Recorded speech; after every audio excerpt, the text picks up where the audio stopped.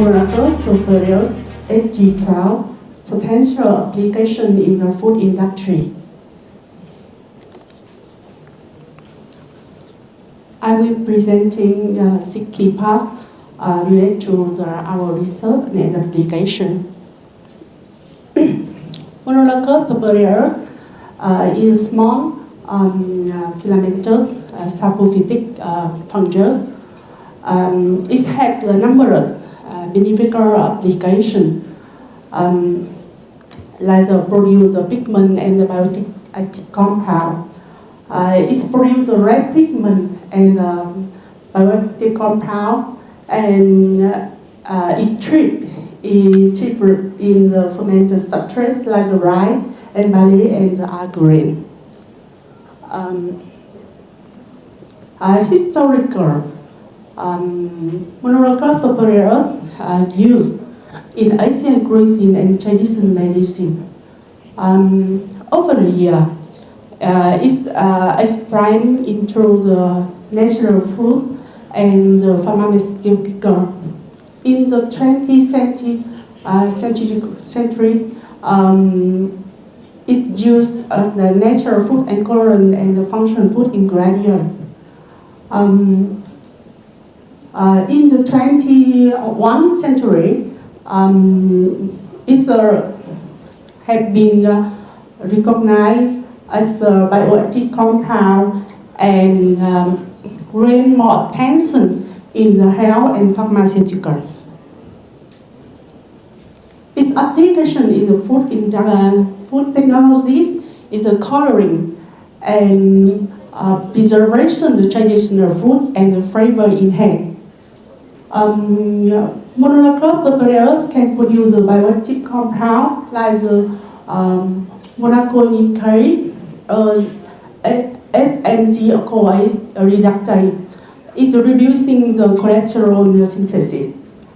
And other gamma aminobutyric acid, a neurotransmitter with the calming effects.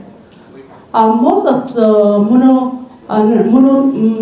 Monascus purpureus can produce citrulline, or the mycotoxin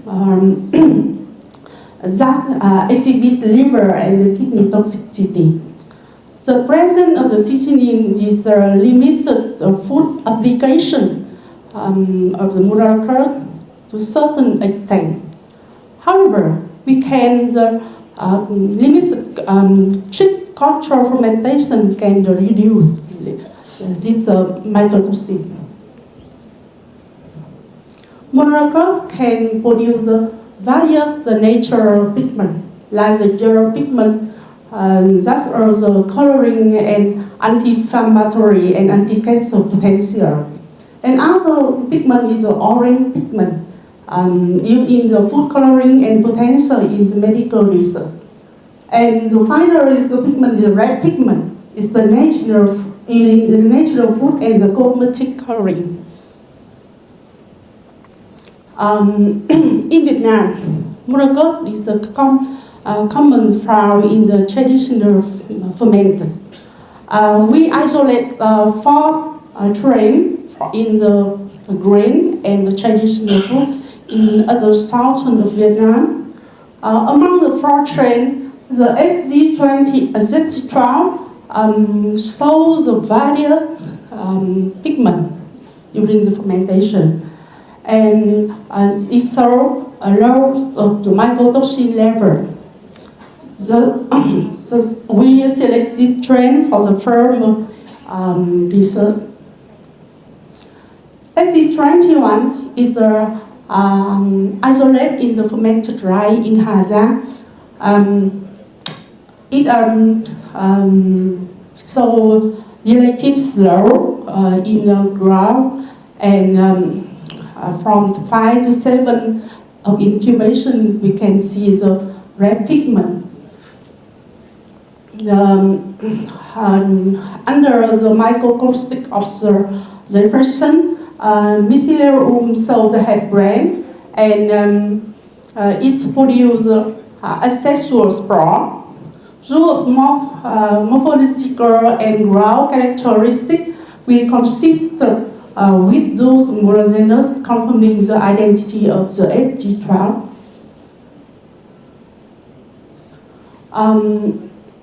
Which also, with the several the text substrates, the right brain show the highest pigment pollution. It's purposely due to the superior nutrient and the polar structure that support for the fungus growth and the pigment synthesis. While the pale right moderates the 2.6, while and the red right so lowers pigment synthesis at 1.9. These findings underscore the potential of the optimal and the good effective substrates of the ribene in the pigment production.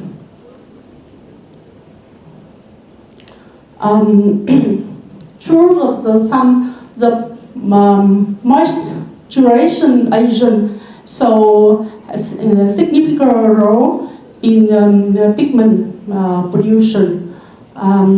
With the several the water, the mineral solution shows the bad moistening producing pigment use. To optimal of the ground and the pigment production, the fermentation conditions are critical. The moistening content 65% and pH 6, temperature 30 centigrade, and the incubation period 18 days. The Monascus SG12 can produce maximize the pigment like the monocolinase and the ground. Other interesting aspect from the SG12, we found some the antibacterial property of the SG12. The water attract of the SG12, so the antibacterial activity with several the pathogens like the E. coli, Bacillus subtilis, and the Salmonella diffusum and Staphylococcus aureus. In conclusion, we purpureus SG12 has more potential in the application in the food colorant to enhance the salmon and food industry to produce the red sake. And the function food can prevent the alcoholic liver disease. We sincerely thank you for Institute of Biotechnology for providing a scientific resource and the Vitas company for providing the financial and service for our research process. Thank you for the attention. Okay, thank you, Dr. Hoa, for a great talk.